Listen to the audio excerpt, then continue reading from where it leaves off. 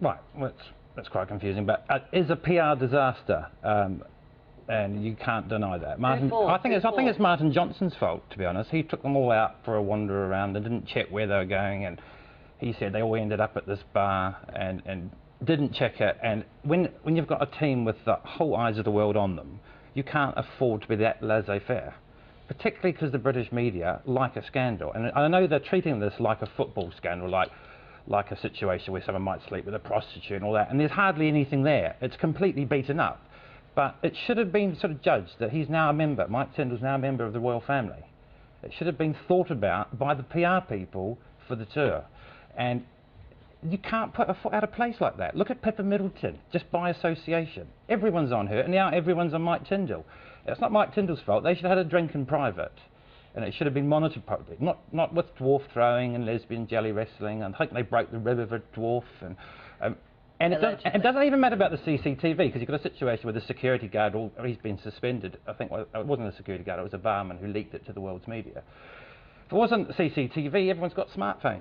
So, James, help us with this one. What do you see? I mean, is it a part of... Are there traditions to do with certain sports? And rugby has this tradition of going out for a beer.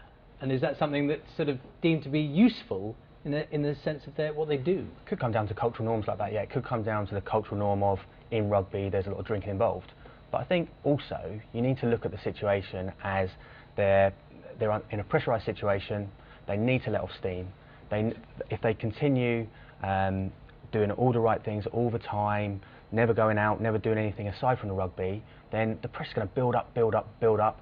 And I wonder if we're going to get the best out of them. Well, do you remember in the World Cup last year, World Cup, yeah. the England team were cocooned effectively, yep. Very disciplined, very rigid sort of timetable, and afterwards a few players said actually that did affect our performance on the pitch. We couldn't let off steam. Now you might argue what the England rugby team have done is perhaps going a little bit too far, or it's a little bit naive anyway, at least.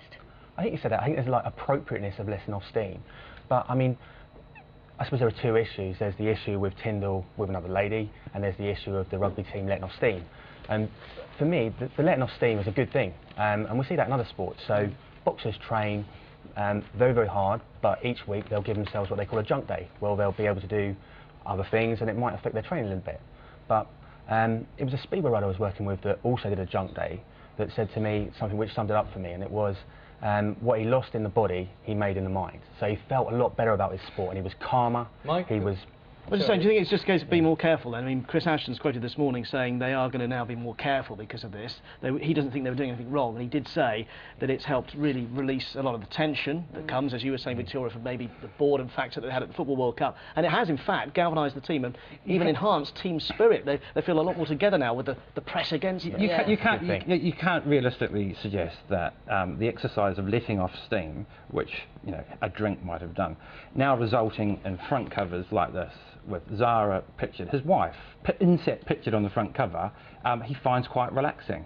He's got calls from Britain, he's got probably the PR for Buckingham Palace all over him like a rash. That's not relaxing. Well, he's not letting off steam. You've actually created a stress situation. It's almost like this us against them. It's created, no, it's not. The other way around, though. You could say that Mike Tindall is doing what he always has done. Yeah. And he hasn't changed, so to try and radically change his lifestyle and the way he leads his life would confuse him even more. This is a big wake-up call for him. He's now married to the royal family, a member of the royal family.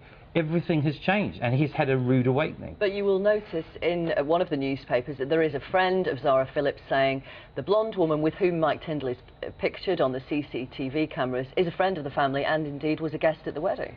Well, she's relaxed. Okay, but look, I mean, he thought it was private. It wasn't in a private environment. It was in a rowdy bar. People could have got it on smartphone or CCTV. He's pictured grabbing, what the Mail calls groping, all that. I mean, it's not helpful. It's not helpful for his wife to be inset pictured on the front cover of the Sun today. Ultimately, if they win, then it all gets pretty quickly forgotten, doesn't it? Yeah. Something like this can really bring the team together, actually. They can have the suddenly decide that what we're going to do is we're going to get behind. I'm a New Zealander by birth, and you haven't seen the All Blacks behaving like this. So the road to winning the World Cup... Well, maybe they haven't been photographed behaving like this. Well, exactly. I mean, my point. I'm not saying they shouldn't have a drink, but don't go wandering into random bars with dwarf throwing and lesbian jelly wrestling. Which is worth saying that the England team said they weren't involved in. But there you go. Absolutely. Thank you all very much for your time this morning. Thank you. Let's see what the weather has in store for the weekend. Nina is there for us now. Thank you very much, Vinny.